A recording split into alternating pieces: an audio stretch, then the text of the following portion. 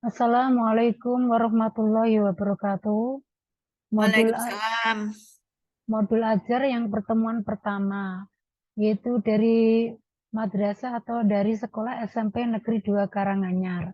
Mata pelajaran PAI, temanya yaitu Al-Quran Surat An-Nisa ayat 59 dan Al-Quran Surat An-Nahl ayat 64 dengan tartil khususnya pada bacaan Alif Lam Samsiah dan Alif Lam Komariah. Fasenya yaitu fase D, kelas 7. Alokasi 3 jam pelajaran, 1 jamnya adalah 1 kali 40 menit. Tahun pelajaran 2022-2023. Nama penyusun Eko Setia Sumarse. Pada pertemuan pertama, kompetensi awalnya yaitu level A, ini langsung pembelajaran diferensiasi.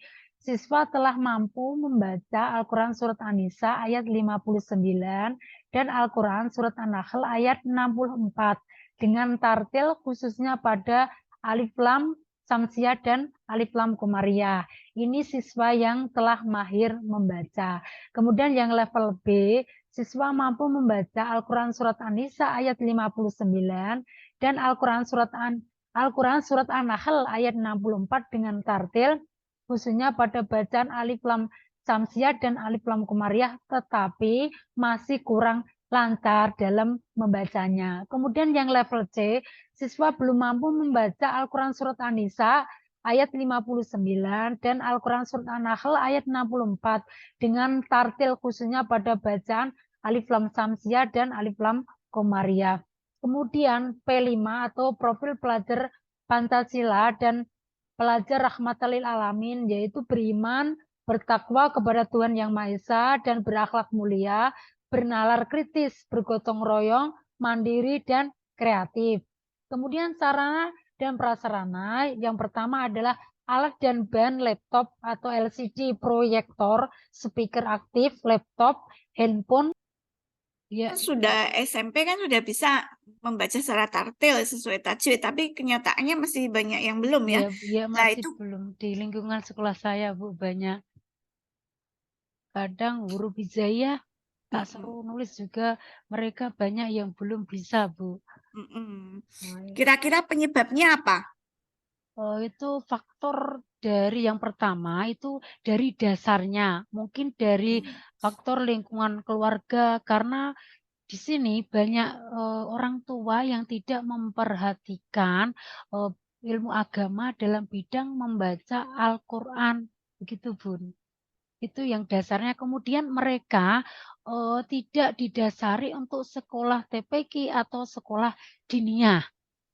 Jadi mereka orang tuanya tidak memberikan waktu atau kesempatan mungkin karena kesibukan orang tuanya sehingga anak tidak diperhatikan dalam membaca Al-Quran, Bun. Yang saya eh, teliti di sekolah kami begitu.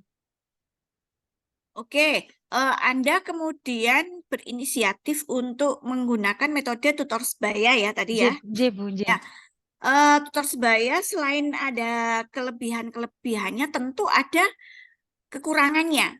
Iya, Bun. Eh, Iya, Bun, ya. apa kekurangannya metode Keku tutor sebaya? Ya, kekurangannya dalam metode tutor sebaya karena waktu jam itu kan 3 jam, 1 jamnya 1 kali 40 menit. Jadi tutor sebaya itu hanya bisa mengajari dalam membaca, tetapi untuk dasarnya kayak huruf-huruf hijaiyah otomatis otomatis apa siswanya itu belum langsung mengena gitu loh, belum langsung mereka langsung bisa seperti itu, Bun. Kemudian dari sumber belajarnya itu didapat dari mana saja sumber belajarnya? Dari buku paket, kemudian dari Ikro atau Yanbu di sini itu saja, Bun. Masih Saudara kan membuat media pembelajaran juga. Jen, Jen, Jen, Bun, Ya, Jen. gimana Anda membuat media pembelajarannya? Kalau saya membuat media pembelajaran tuh saya buat kayak Canva, video pembelajaran atau PPT, kemudian saya tayangkan di LCD atau mengambil kadangkala YouTube, ambil terus cara membacanya seperti ini, begitu saya tayangkan di dalam proyektor, Bun. Oke. Oke. Bu Eka modulnya tentang apa, Bu?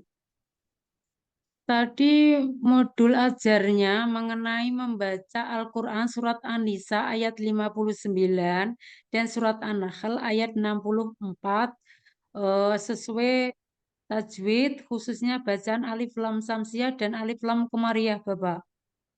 Metode tutor sebaya. Tutor sebaya itu berarti memanfaatkan anak-anak yang punya kemampuan lebih untuk mengajarkan kepada anak-anak yang punya kemampuan Kemampuannya di bawahnya. rendah, Bapak. J, Nah, Bapak. apakah ini bisa diterapkan di seluruh kelas atau hanya di kelas tertentu? Di seluruh kelas Bapak, tetapi dengan metode tutor sebaya itu bukan berarti anak yang tadi kemampuannya rendah terus langsung bisa membaca, tapi masih ada di dalam metode tutor sebaya itu masih ada kekurangannya, Bapak. Kekurangannya apa? Ngoten. Kekurangannya, jadi anak yang mahir tadi untuk mengajari anak yang kemampuannya rendah itu karena yang kemampuannya rendah itu masih dalam pengenalan huruf hijaiyah, Bapak. Jadi untuk membaca Al-Quran itu utawa yang kemampuannya rendah itu kita pakai masih menggunakan yambu atau itu Bapak apa juz amma atau kiroah. Oke, sekarang dibuka file baca Al-Quran itu, PTG.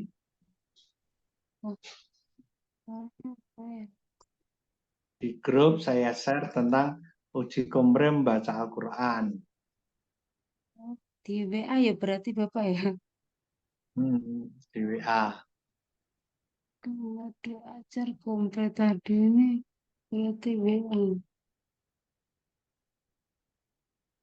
Kita berapa tadi?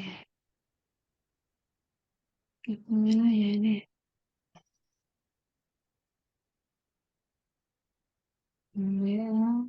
Ya, kalau nggak bisa itu Munadi ay yunadi munadi ay yunadi lil imani an aminu bi rabbikum fa amanna Rabbana faghfir lana dunubana fakaffir anna sayyatina wa tawaffana ma'al abror. Sadaqallahul adzim. Robbana itu bacaannya apa? Bacaan tajwidnya apa itu? Robbana. Robbana itu bisa ini Bapak Robbana masuk di bacaan wajib mutasil. Kalau Robbana innana berarti masuk ke mat jais munfasil karena ada panjang ada alif terus kemudian panjangnya adalah eh, 2,5 alif sampai 6 harokat Bapak. Oh ya. Terus contoh bacaan tafkhimnya di mana itu? Tafkim yang tafkim berarti. Oh, Yang robnya tafkhimnya itu di Bapak, mana? rob itu yang ro, ro, ro fatkah di awal Bapak. Nah, Yang terus targetnya? rupanya berarti yang ro tarkim, gimana ya? Target Di tarkik, yang tebal tarkik berarti benar, berat mana ya? Ruban, birok itu Wagfir Bapak. Fakfir Wakafir yang di itu mana? Hmm. yang Yang sukun yang ya yang tarkik rak yang sukun. rok sukun ya yang rok sukun didahului oleh kasroh Bapak.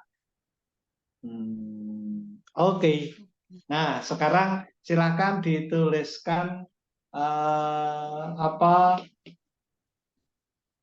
3 ayat dari surat Al-Kafirun. 3 ayat. Nah, oke, sambil Ibu menulis, Ibu bisa